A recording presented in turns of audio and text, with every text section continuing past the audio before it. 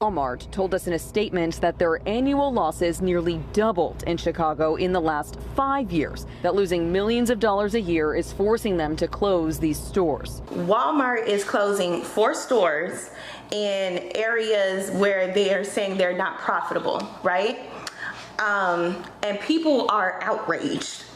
I mean, outraged. So the big Walmart over on 83rd and Stewart is closing, and today they've been having a bunch of protests, angry people out. People are just angry and sad, protesting Walmart. We got politicians out there making speeches saying, how could Walmart do this to the community? And now they're calling Walmart racist. All right, guys, so we got to talk about a topic that was suggested to me by one of you guys who sent this video to me of woke progressive Chicago mayor Brandon Johnson basically telling the media, specifically media outside of Chicago, to stop criticizing the violence going on in Chicago, basically to shut up about the violence going on in Chicago that is being done by the young black scholars who are running the city. He's saying, look, you need to stop talking about it because you're not from Chicago and you do not have any right to judge these young black scholars and all the chaos and violence and murders that happen in the city. Okay, this is what he's saying, and I'm really responding to this because honestly, I take this kind of personally, right, in regards to what's going on in Chicago and what Brandon Johnson is saying in response to critics. So without further ado, let's go ahead and roll the clip. We're not going to allow the press or the media to dictate who our young people are. In fact, I'll say it again. Speaking to a group of business leaders today, Mayor Johnson took aim at the quote-unquote media, although he didn't say who he was specifically referring to. Our political editor Mike Flannery joins us now with more on this. Mike? Well, here's a fuller version of what the mayor said, so that you can understand what he was referring to there after he said that jobs were his #1 priority. That's the best thing that you can offer to the people of Chicago. Not criticism, not demonization, not a city that is divided over whether or not young people should be seen or heard. We're not going to allow the press or the media to dictate who our young people are. In fact, I'll say it again. If you don't live in Chicago and you're not offering up solutions, stop talking about us. Now, you all know I'm sanctified. I really wanted to cuss there, but I was raised better. The facts are that 10 killings last weekend were the most in 5 years during the first weekend of June, and a few days earlier, Memorial Day weekend was the bloodiest in 8 years. Now, Mayor Johnson was sworn in on May 15th.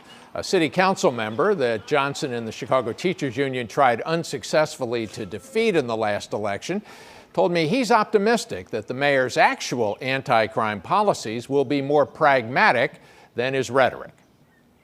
We're not going to defund the police. All that stuff is campaign rhetoric. If we don't have public safety, then the residents of Chicago are not going to feel safe, and ultimately it's going to impact economic development. Now, I did reach out to the mayor's office asking which specific press or media outlets the mayor was criticizing there. If we do get a response, we'll let you know on our later broadcast. We'll have more on this at 5 o'clock. I'm political editor Mike Flannery. All right, thanks so much, Mike. Yeah, so I took that personally, right? I have so many things to say about what this man just said, and it just seems that as time moves on and the more I hear this guy speak, the more I learn about him, it's become clear that Chicago quite literally voted for somebody that is worse than Lori Lightfoot. It was hard to imagine them putting somebody in office that is worse than Lori Lightfoot, but it is clear that this guy is in over his skis, okay? He clearly has no clue what the hell is going on, and there's no doubt in my mind that the once great city of Chicago is going to become even more of a disaster under this new progressive leadership. I have no doubt in my mind, okay? This guy basically is telling any media outlet that is not in Chicago and not offering up solutions, right? That, hey, stop talking about us. Shut up. Okay, you can't talk about us. You can't criticize me. You can't criticize the young black scholars that are terrorizing the city. which in my opinion is ridiculous. Okay, I've never heard this guy address how the media, a bunch of people who don't live in Florida, are always talking about what's going on down there in Florida. Right? Again, it's amazing how that works. Okay, don't talk about us, don't criticize us if you don't live here. And also on top of that, who is he to dictate how we should characterize these teenagers, right? He's telling us that, hey, we can't demonize them. Who is he to say that they're angels, right? That they can't be demonized, right? I mean, I'm just saying that kind of goes both ways here. But again, what this guy is missing is something that a bunch of progressives are missing when it comes to how to turn around these cities and these inner liberal neighborhoods. Okay, the problem is that these people want to put the cart before the horse. They want to invest millions, if not billions of dollars in some cases, in these neighborhoods that are riddled with crime, and they think that magically things are going to turn around because they provided more jobs. However, the reality is that you cannot have economic opportunity and jobs thrive in crime-ridden communities because the businesses are simply going to leave because they cannot operate and make a profit and provide jobs to people if there's too much crime going on in the area. Like, for example, look at what's going on out there in Portland, or better yet, you can look closer in regards to what's happening out there in Chicago with Walmart. Walmart told us in a statement that their annual losses nearly doubled in Chicago in the last 5 years, that losing millions of dollars a year is forcing them to close these stores. Walmart is closing 4 stores in areas where they are saying they're not profitable, right? And people are outraged. I mean, outraged. So the big Walmart over on 83rd and Stewart is closing, and today they've been having a bunch of protests, angry people out. People are just angry and sad, protesting Walmart. We got politicians out there making speeches saying, how could Walmart do this to the community? And now they're calling Walmart racist for taking a resource out of the black community, and how dare them. They need to explain how it is that Walmart is not profitable when this store is always full, it's always packed, people are always shopping. Do y'all want Walmart to just like come out and say it? Y'all ninjas steal. Black people need to stop lying. We really need to stop lying. Like, I sincerely hate the blind, misplaced anger. It's like that Walmart was completely destroyed during the riots, during COVID. I mean, completely destroyed. They even set something on fire in that store, set off the sprinklers and flooded the entire store. And Walmart said, the hell with y'all. We're not reopening this store, period, because it's not worth it. So what happened? The community came together, protested, petitioned for Walmart to reopen that store. I don't even think it's been a full 2 years since that Walmart has reopened. So Walmart said, okay, we'll give it another shot. We'll reopen the store because we know that the community needs it. I was talking to one of the managers in there, and he was just telling me how bad the theft is at that store. Not only the theft is terrible, they have a lot of violent incidents. I think maybe it was just 2 weeks ago someone got killed up there. I hate going to that store. I go to that store out of necessity. I honestly go to that store out of necessity when I'm tired and I just don't feel like driving anywhere else. Now, the day after Walmart announced that they were closing 4 stores, the very next day, somebody went in there and stole 6 TVs out of the store. And y'all want to stand out there and protest and say, oh, how could they do this? They are hurting our community. Well, Walmart was a resource for this community. The community did not protect that resource, so the resource is going away. And people are upset and calling Walmart racist because of this move. Please make it make sense.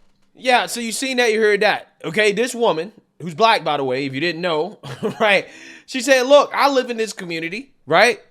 I'm black, and you black people have robbed Walmart out of existence, okay? They decided that, hey, we're taking our store, right? We're taking our stuff, and we're leaving. We're out, okay? And people wanted to cry racism because, again, Walmart is showing that, yeah, when there's too much crime, we can't make money, we can't operate, we can't provide jobs, which apparently that's something that Brandon Johnson is missing. Crime, again, not just affects retail businesses like Walmart, you also have the tourism industry, which, you know, last year, Chicago was struggling with hotel occupancy rates, okay? And that was kind of a big issue because of what? Crime and violence. Take a look. Chicago is a city in crisis right now, from the chaos we saw downtown this past weekend to the rise in violent crime. And CBS 2's Tara Molina has learned the combination is already impacting tourism numbers as we head into the summer. Tara joins us live downtown with the effort to turn the tide. Tara. Erica, the recovery effort when it comes to hotel occupancy in Chicago has been much slower than we've seen in other U.S. cities, and now crime is making an impact on that, something we're told the city just can't afford. Chicago shines in the summer. It's when tourism numbers typically go up here for good reason. But when the picturesque is replaced by images like these from the weekend, for some, this great summer city loses its luster. Our main headwind right now is public safety. Michael Jacobson is president of the Illinois Hotel and Lodging Association. Unfortunately, we have seen both individual leisure travelers begin to cancel their hotel rooms for the next several weeks and months because of what they've been hearing on the news and what they've seen happening downtown. More concerning is we've even seen conferences pull out of Chicago altogether for other cities in the Midwest. And that's after downtown hotels were pummeled by the pandemic. Thankfully, he says the recovery effort continues here. But still, Chicago is lagging behind other major U.S. cities when it comes to occupancy rates. From New York and Boston to Orlando and Atlanta, we're dead last. The gap between the recovery is starting to widen. Those public safety concerns, continued crime here, playing a role. Yeah, so you've seen that, you heard that, okay? I mean, clearly crime has an effect on tourism, okay, which has an effect on hotel businesses, entertainment businesses, like any business in Chicago that relies on tourism, okay? And when you have crime, people aren't going to want to visit the city as much. Again, so this stuff matters. When this guy talks about his primary mission is to create jobs, right? His primary focus is to create jobs. You can't create jobs if your city has too much crime and violence, okay? It's really hard to do that. But again, this is what happens, okay? This woke progressive is going to literally burn millions, if not billions of dollars trying to invest taxpayer funds in nonsense, okay, to give the community jobs and things to do, and also housing illegal immigrants as well, too. That's what he's going to do, right? And what are you going to have to show for it? Nothing, right? You're going to have nothing to show for it, okay? When the reality is that this guy has a solution sitting right in front of his face, but yet he claims that, oh, well, you guys aren't offering any solutions. Well, here's my solution. How about you did what Rudy Giuliani did back in the 90s when New York City increased their police force by over 35%, right? And the number of prison inmates rose by 24%, okay? You also had felony arrest rates go up and rise while crime decreased, okay? So what did Rudy Giuliani do? Well, he was tougher on crime. He arrested more people and he put more police officers on the street, okay? Which is the exact opposite of what's happening today in these major liberal cities, okay?